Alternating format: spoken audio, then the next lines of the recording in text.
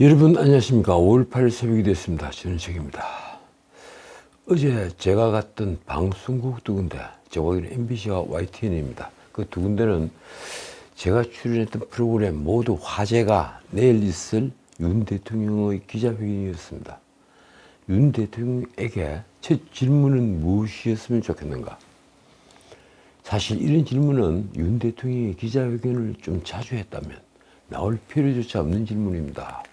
미국 대통령은 어떤 사안이 있으면 본인 스스로 예고하지 않은 기자회견을 하게 되죠. 스스로 대통령이 기자실을 방문합니다. 그래서 자유스럽게 문답이 이루어집니다. 제가 기자라면 첫 번째 질문으로 하고 싶은 질문은 바로 이것입니다. 이번 총선에서 집권 여당이 참패를 한 원인이 무엇이라고 생각하느냐? 패배의 원인을 알아야만 대응책이 나올 수 있는 것입니다. 아마 패배의 원인을 어떻게 보느냐에 따라서 국정 기조가 바뀔 수 있을 것입니다. 사실 언론은 이미 오만과 불통이라고 지적한 바 있습니다. 저는 거기에다가 민생을 해결하지 못한 무능을 꼽고 싶습니다. 그런 무능에는 의도했는지 모르겠지만, 정확히는 무슨 의도인지는 모르겠지만 문재인 정권의 적폐청산을 하지 못한 무능도 포함이 됩니다. 많은 사람이 기대를 걸었는데 문재인 정권의 적폐청산에 윤석열 정권은 손을 대지 않았습니다. 그런 의미에서 오늘은 최근의 민심 풍향과 함께 아직도 코너에서 탈출하지 못하는 윤석열 정부부터 말씀드릴까 합니다. 어제 나온 시사주간지 시사전을 제목이 이렇습니다. 자취 감춘 김건희 여사, 몸푸는 김혜경, 뒤바뀐 권력지형 암시. 기사는 이렇게 시작을 합니다. 지난 대선의 경쟁 상대이자 현 정치권의 양대 권력인 윤 대통령과 이재명 대표, 이들이 배우자이자 사법 리스크를 동시에 안고 있는 김건희 여사와 김혜경 씨의 최근 행보가 뒤바뀐 모습이다. 원래 나와서 활동을 하고 있었던 김건희 여사는 보이지 않고, 보이지 않던 김혜경 씨는 드디어 보이고 있다. 이런 얘기입니다. 김건희 여사는 약 5개월 동안 두 번 불출을 했죠. 김혜경은 대선 후 2년 만에 공개 행보에 나섰다는 것입니다. 총선 후 권력의 추가 행정수반인 윤 대통령에게서 거대 야당 대표 이재명에게로 기운 방정이다. 문자 그대로 지금 권력의 추는 용산에서 여의도로 옮겨가고 있다. 이런 얘기입니다. 실제 김건희 여사는 지난해 12월 네덜란드 순방 이후부터 공개 석상에서 모습을 보이지 않습니다. 지난 대선에서 공언했던 조용한 내조와는 정반대의 행보를 보였는데, 지난해 11월 명품백 수수 의혹으로 구설수에 올랐습니다. 이 논란은 올해 총선 국민까지 맞물리면서 여권이 큰 악재가 됐습니다. 그러자 김건희 여사는 작년 연말부터 이 공개 석상에서 모습을 감췄습니다. 심지어 총선 사전투표조차 혼자 조용히 투표를 했으며, 총선 직후 루마니아 대통령이 부부 동반으로 방한을 했을 때도 루마니아 대통령 배우자와 비공개 일정만 소화를 했습니다. 이번 5월 5일 어린이날 청와대 연무관에서 주관한 어린이날 기념 행사에도 윤 대통령만 참석했습니다. 언론은 총선에서 압승한 민주당이 22대 국회를 시작하자마자 김 여사 관련 특검을 벼르는 만큼 김건희 여사의 자명은 당분간 계속될 것이라고 전망합니다. 반면 김혜경은 지난 4일 남편 이재명과 함께 인천 지역 어린이날 행사에 참석하며 2년 3개월 만에 공개 행보에 나섰습니다. 어제 제가 방송에서 말씀드린 대로 김혜경 씨가 지역 주민들과 인사를 나누며 사진 찍는 모습이 이재명 유튜브를 통해 생중계가 됐습니다. 김 씨는 대선 이후부터 40총선까지 외부 공결증을 벌이지 않았습니다. 본인의 사법 리스크와 관련해서 경찰이 출두할 때, 그리고 법정에 출석할 때만 모습을 드러냈습니다. 김 씨는 2021년 8월 민주당 대선 후보 경선을 앞두고 당 관계자들에게 10만 4천 원 가량의 식사를 제공해서 공직선거법 위반 혐의로 기소가 돼 현재 재판을 받고 있습니다. 한편 김혜경 씨는 경기도 법인카드 유용 혐의로 검찰 수사도 받는 중입니다. 그런데 김건희, 김혜경 두 김씨의 처지가 이제 완전히 바뀐 것입니다. 이를 두고 시사전을 잡지는 윤 대통령과 이 대표의 권력지형에 변화가 생긴 것이 핵심 요인으로 꼽힌다고 썼습니다.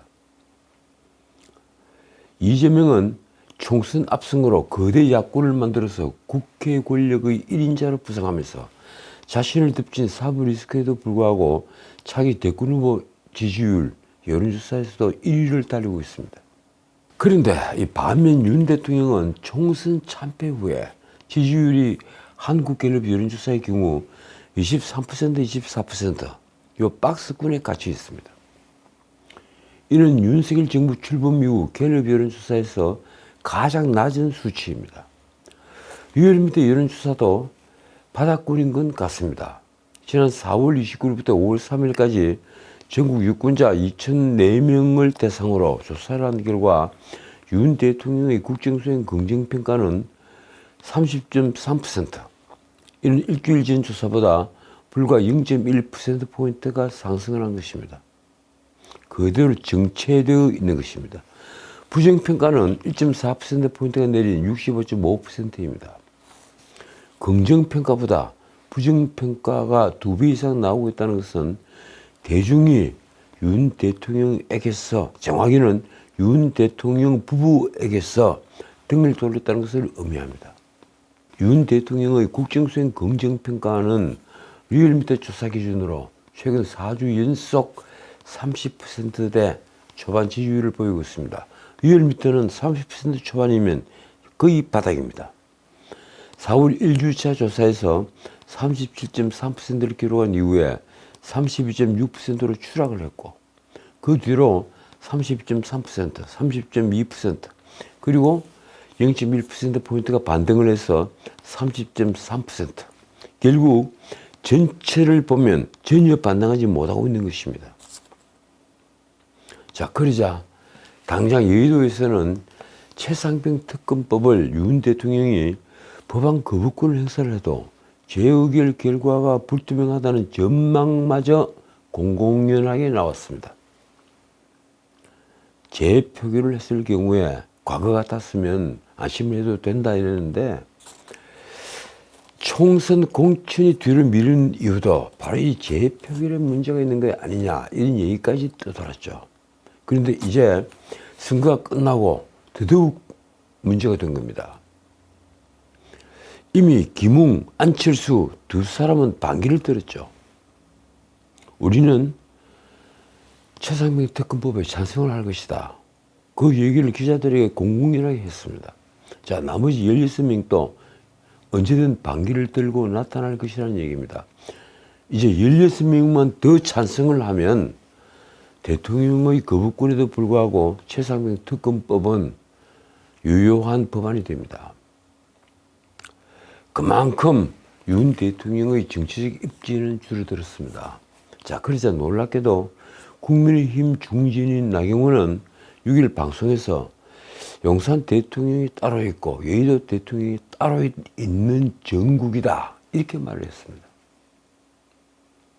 거대 야당을 친명일색으로 만들어 지휘권을 강화한 이재명이야말로 이제 입법권을 독식한, 그러니까 윤석열 대통령이 행정권을 갖고 있다면, 행정수반이라면 이재명이야말로 입법권을 독식한 여의도 대통령이라는 얘기입니다. 이 상황에서 공식 석상의 모습을 감춘 김건희 여사에게 야당은 마지막 칼을 준비 중에 있습니다. 야당이 벼르는 칼은 뻔하죠. 김건희 여사 특검이 바로 그것입니다. 아마 22대 국회가 열리자마자 민주당은 김건희 여사 특검을 발의할 겁니다.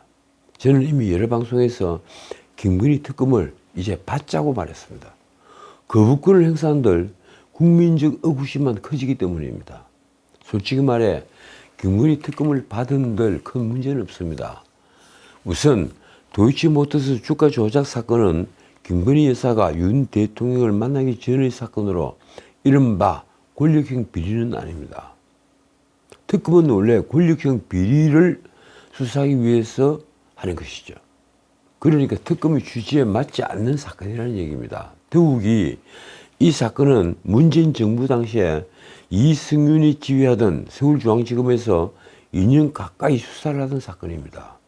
아마 이번에 국회의원에 당선이 된 이승윤이 누구 못지않게 잘 알 겁니다. 당시 검찰은 추미애 장관의 지시로 윤석열 총장에게 수사 상황을 일절 보고하지 않고 진상을 파헤쳤는데 김건희 여사를 소환할 근거조차 찾지 못했습니다.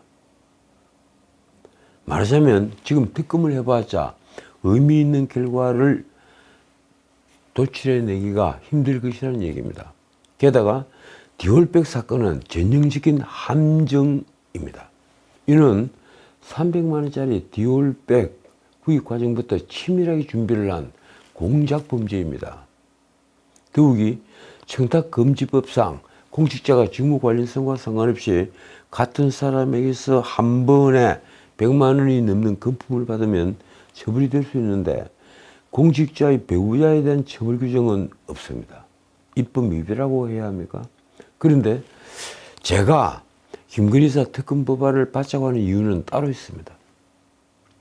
그 특검을 받아야만 공무원을 하인처럼 부리며 경기도 법인카드로 소고기를 사먹는 등 카드를 유용한 김혜경에 대한 특검도 주장할 수 있기 때문입니다. 그것뿐이 아닙니다. 공군 1호기를 타고 타지마할로 관광여행을 다녀온 김정숙에 대한 특검도 야당은 거부하지 못할 것입니다. 더욱이 문재인은 청와대 특수활동비로 김정숙 옷과 장신구를 샀다는 세간의 의혹에 대해 옷 구입비 등 내역을 공개하라는 사법부의 판결을 무시하고 이를 대통령 기록물로 봉인을 해버렸습니다. 그러니 특검을 해서 김정숙과 김혜경이 국고에 얼마나 손실을 입혔는지 명명백백하게 밝혀야 하는 것입니다. 문제는 과거에 국정원장 세 사람이 청와대 예산을 일부 전용하도록 넘겨준 것을 뇌물죄로 의율을 하고 그걸 국고 손실죄로 기소를 했습니다. 그런데 비유하면 만약에 청와대 특수활동비로 김정숙이 옷을 샀다면 그건 당연히 국고 손실죄에 해당이 되겠죠. 자, 그런데 어제 국민의힘 김민전 당선자가 이 경희대 교수를 하시다가 이번에 비례대표 당선자가 됐습니다. 김민전 당선자가 김건희 여사에 대한 야당의 특검 요구를 받아들이는 대신에 법인카드를 유용한 김혜경과 5만원권 관봉권, 이 관봉권이라는 것은요, 조폐공사가 새 지폐를 만들어서 한국은행에 보낼 때 그 띠지를 관봉권이라고 합니다. 이 5만원권 관봉권 사용 의혹의 김정숙에 대한 특검도 하자고 주장을 했습니다. 이 말이 무슨 말인가 하면 김정숙이 옷값을 치를 때 5만원권 관봉권이 둘러져 있는 돈 뭉치로 돈을 지급했다는 정언이 있기 때문입니다. 그러니까 특수활동비 아니냐, 특수활동비로 옷을 샀다, 이 얘기를 하는 것입니다. 이른바 삼김여사 특검을 민주당에 역제안하라, 이렇게 국민의힘 지도부에 김민정 교수가 요구를 한 것입니다. 삼김여사 특검, 김건희 여사, 그리고 김혜경 여사, 그리고 김정숙 여사, 삼김여사 특검. 아주 재미있는 표현입니다. 김민전이 7일 SNS에 올린 글이 이렇습니다. 김건희 여사의 300만 원짜리 명품백 특검을 받아들이는 대신에 적어도 3억 원 이상으로 보이는 김혜경 여사의 국고 손실죄 의혹에 대한 특검, 그리고 김정숙 여사의 관봉권을 동원한 옷과 장신구 3억의 의혹, 그리고 그 옷과 장신구는 지금 어디에 있는지 삼김 여사에 대한 특검을 역제안하기를 바란다. 김민재는 폐기 음식에 그동안 우리가 주장해오던 문재인 정권 적폐청산을 아주 강하게 요구를 했습니다. 한번 들어보십시오. 김민재는 드루킹 특검은 2017년 대선 국면에서 8천만 건의 댓글 조작이 있었던 것을 밝혀냈으나 실제 드루킹 땅은 포털이 실검을 장악함으로써 대한민국 전체를 그들이 만든 가상 여론 공간으로 집어넣었다고 해도 과언이 아니었다. 8천만 건 댓글 조작으로 실제 여론 조작을 했다는 얘기입니다. 그러면서 울산시장 선거 개입 사건과 서해 해수부 공무원 이대준 씨 피살 사건을 거론했습니다. 울산시장 선거에 대한 청와대의 조직적인 개입과 하명 수사는 어떤가? 이것만 해도 탄핵이 되고도 남음에도 그들은 그 흔한 특검 한 번 안 받았고 2020년 총선에서 민주당은 대통령을 지켜달라고 하소연하기까지 했다. 그런데 300만 원짜리 파우치 특검을 하자니 무슨 이런 불공평이 있는가? 그 뒤에 이대준 씨 피살 사건은 이렇게 썼습니다. 공무원 이 씨가 북한 해역으로 떠내려가다 총살을 당하고 시체가 불태워진 사건은, 자, 그들은 뻔히 지켜보면서도 공무원 이 씨를 구하지 않았고 공무원 이 씨의 죽음을 알 수밖에 없는 정황임에도 문재인은 북한과의 평화를 말하는 녹음된 유엔 연설을 중단시키지 않았다. 뿐만 아니다. 공무원 이 씨가 노름빚이 있다는 등 사자의 명예를 훼손하는데 문재인 정부가 앞장서기도 했다. 그래도 특검은 없었다. 한 말씀 더 드리죠. 가증스럽게도 말입니다. 이 사자가 노름쟁이다, 노름빚을 갚느라고 이 문제가 터졌다, 이런 식으로 명예를 훼손하면서 문재인은 이대준 씨 아들에게 한편으로 아버지의 죽음의 진실을 반드시 밝히겠다고 말했습니다. 제 기억으로는 그렇습니다. 아들은 그 대답을 기다렸죠. 그런데 답은 오지 않았습니다. 그러면서 김민전은 해병대원 특검을 언급하며 이렇게 질타했습니다. 국내 사망 사건을 경찰이 조사하도록 법이 바뀐 후 첫 케이스에서 보였던 매끄럽지 못한 처리가 특검 대상이라면 울산시장 부정선거에 대한 특검, 그리고 공무원 이대준 씨의 죽음에 대한 특검도 동일한 방식으로 진행하자고 역제안하길 바란다. 사실 민주당이 김건희 여사에 대한 특검을 압박하고 나서자 이에 대한 맞불 성격으로 김혜경, 김정숙 특검을 역제안하라는 요구는 그전에도 있었습니다. 국민이 알 권리를 따지자면 특수활동비를 횡령했다는 의심을 받는 김정숙은 물론 공사를 구분하지 못해 경기도 법인카드를 대놓고 유용한 김혜경 쪽이 오히려 더 클 것이라는 얘기입니다. 왜? 그런데 이 국민의힘은 단 한 차례도 김혜경, 김정숙 상특검을 주장하지 않는 것입니까? 물론 말씀드린 대로 그런 주장이 전혀 없었던 것은 아닙니다. 여권이 이른바 상특검법, 김건희 도이치모터스 주가 조작 의혹 특검과 대장동 50억 클럽 특검에 대한 윤석열 대통령의 거부권 행사로 수세에 몰리면서 김정숙, 김혜경 상특검법으로 맞불을 놓는 방안을 고민했던 것은 사실입니다. 당시 윤두현 의원의 말이 이렇습니다.